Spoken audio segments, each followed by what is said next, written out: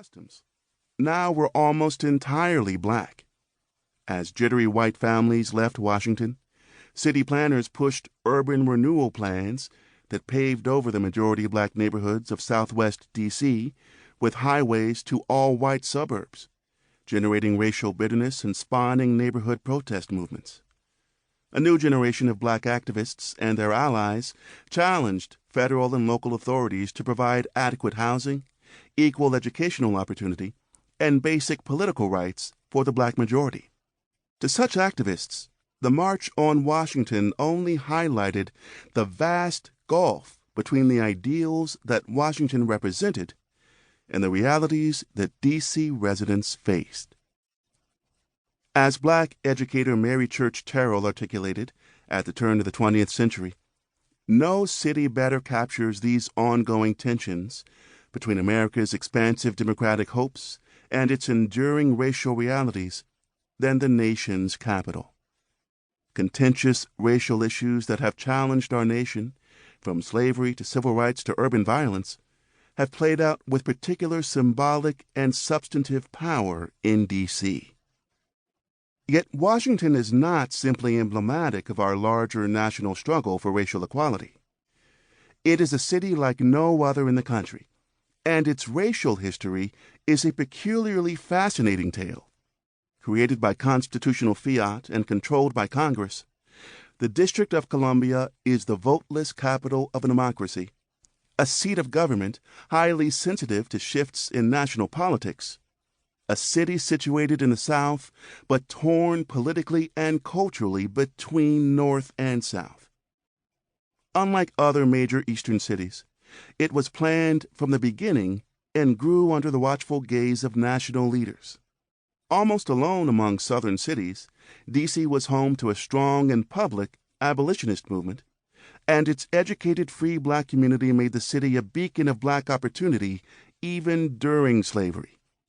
In contrast to other urban areas, it failed to develop any meaningful industry aside from government and did not attract a substantial population of white immigrants. Cosmopolitan yet parochial, emblematic yet unique, D.C. has served as a symbol of America, yet stood apart from the nation. Chocolate City traces the political, economic, and social history of race and democracy in this extraordinary city. From its inception as a slave capital through the racially tinged mayoral election of 2010. In that time, the city experienced massive transformations, from a sparsely inhabited plantation society into a booming metropolis, from a center of the slave trade to the nation's first black majority city, from a self-governing town to a federal fiefdom and back again.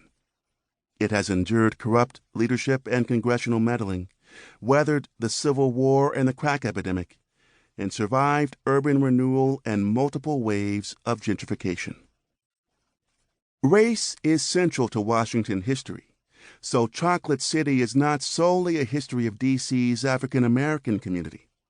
Instead, we explore how questions of race and democracy have shaped life in the capital city for residents of all races.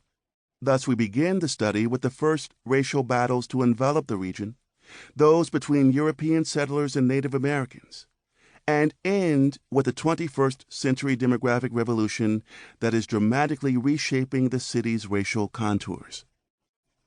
Race, above and beyond other factors, including class, region, politics, and religion, has proven to be the most significant explanation for social, economic, and political divisions in the city.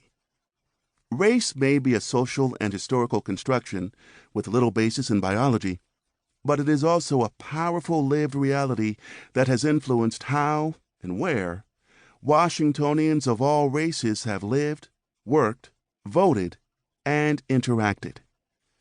Since the city's inception, race, racial tensions, and the changing racial demographics of the city's population have been animating forces in the lives of capital city residents. The district's undemocratic political status has had a debilitating effect on race relations in the city. Washington is home to many marble monuments to freedom, yet it still suffers.